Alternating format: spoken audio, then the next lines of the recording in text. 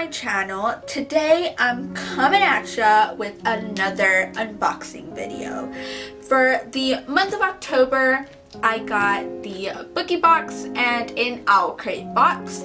So let's see what goodies are in these boxes. The first one I'm going to be unboxing is the BookieBox. I will say the BookieBox has a longer shipping time than the Owlcrate box. I probably got my Owlcrate box about 2.5 weeks before I got my BookieBox, which isn't a bad thing. I'm just letting you know in case you wanted to buy one. As always, we have the spoiler card for the month of October, and this is actually a little different spoiler card. It has the YA box and the adult box spoiler contents, as well as the next month's theme. Thankfully, I can actually read this one. Last month's spoiler card was black ink on a black background, and I had no idea what was on that spoiler card. So at least this one I can read. The first item I'm pulling out is a candle inspired by the Darkling, and it is Fig and Honey Soy Candle. Let's give it a whiff. Ooh, it has a lot of glitter in here, and it is in the same beautiful shade of blue. I will say I do smell the Fig and Honey. It smells just like Fig and Honey. It's a very subtle scent. It's definitely not a very overpowering scent. And we also have a little jewelry set, a necklace. Hopefully you can see that. I don't have my glasses on, so I can't see in the viewfinder. According to the spoiler card, this is a Hermione Granger necklace. As I've said countless of times, I know nothing of the Harry Potter universe. I'm not entirely sure if this is something that she wears or just something inspired by. It is very pretty. The next item is a set of tarot cards. This is El Wilmer from the Geekarella book by Ashley Poston. June LaParis from Legend by Mary Lou. Lou Sargent from The Raven Cycle by Maggie Stiefwater. Lila Bard from the Shades of Magic series by V.E. Schwab. Just a little side note, my boyfriend does not like the last name Schwab. He thinks it sounds funny. Jude Duarte from the Folk of the Air series by Holly Black. Eve Carpenter from Lifelike by Jay Kristoff. Emika Chen, who is the protagonist in Warcross by Mary Lou. This is Sabriel from the Old Kingdom by Garth Nix. Finally, this is my favorite card. It is Mia Corvair from the Nevernight Chronicles by Jay Kristoff. This is just beautiful. I will definitely enjoy displaying them. The next thing we have is a sleeping mask. Ooh, it's a sequined sleeping mask, which is hard to see with the bright light in here, but if you go one way, it turns black. If you go the other way, it turns silver. I'm one of those weird people who like using sleeping masks. I don't know anyone else in my real life who uses sleeping masks, but I do. So I'll probably use this. I don't know how I feel about the sequin though.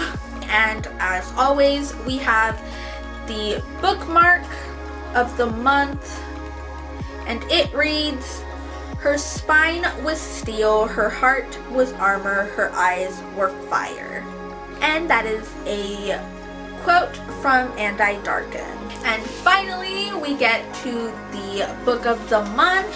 It comes with a letter from the author, as well as a signed author plate. And the book of the month is Damsel by Alana Arnold. I'm gonna be very honest, I'm not a fan of this cover. I don't like it. I don't know. Yeah.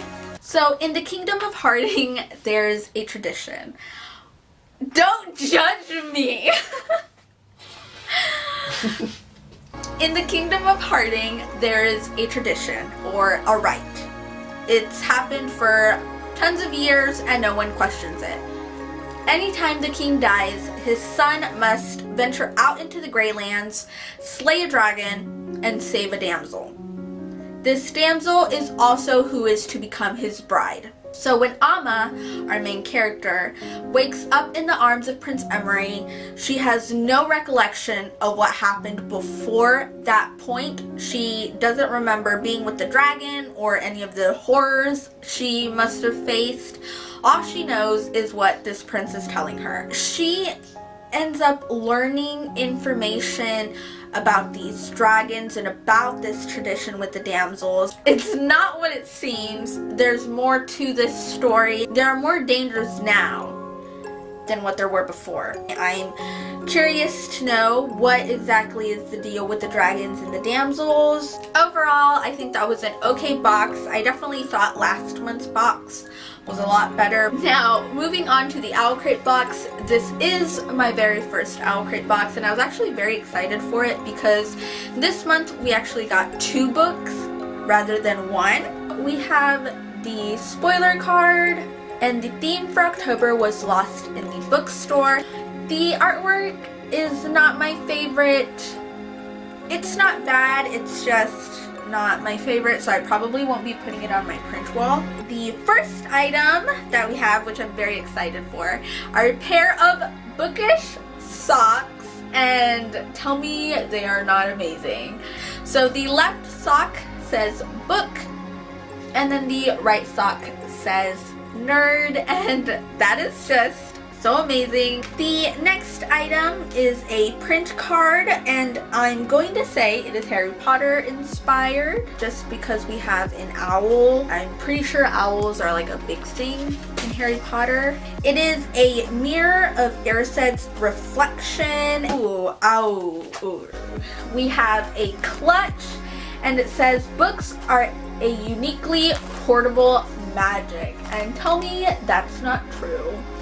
It is a canvas-like little clutch. I can definitely fit a book in here. This is a pretty good size. I really like this design. It's very pretty. So I don't drink coffee. I'm not a big coffee drinker. We got a Choco Mint Truffle Tea. This little pouch is just so cute, and I'm living for it. It's adorable. Choco Mint Truffle Tea sounds like a weird combination as a tea. Like, that sounds more of a coffee. And with that, we have a tea strainer in a beautiful purple lavender color. It is a silicone based, I believe. Finally, we get to the 2 books of the month. This is an Owlcrate exclusive. It is Pride by E.B. Zoboy, and it comes with a letter from the author as well as a bookmark. You run this block, this hood, my heart, and I like that.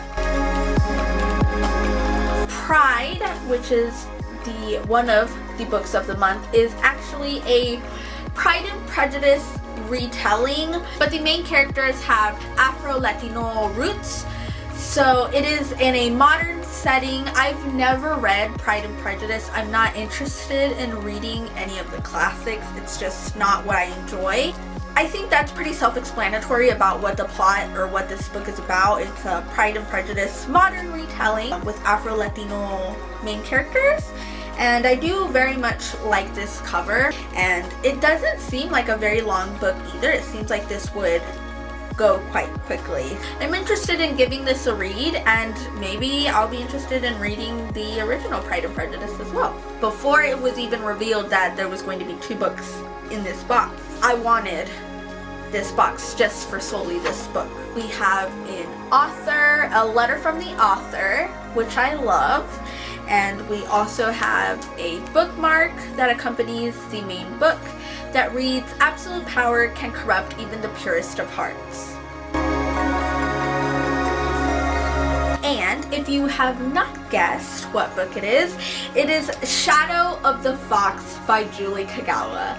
Julie Kagawa is probably one of my most favorite book authors. She wrote the Iron Fae series, which is one of my favorite series of all time. I love it.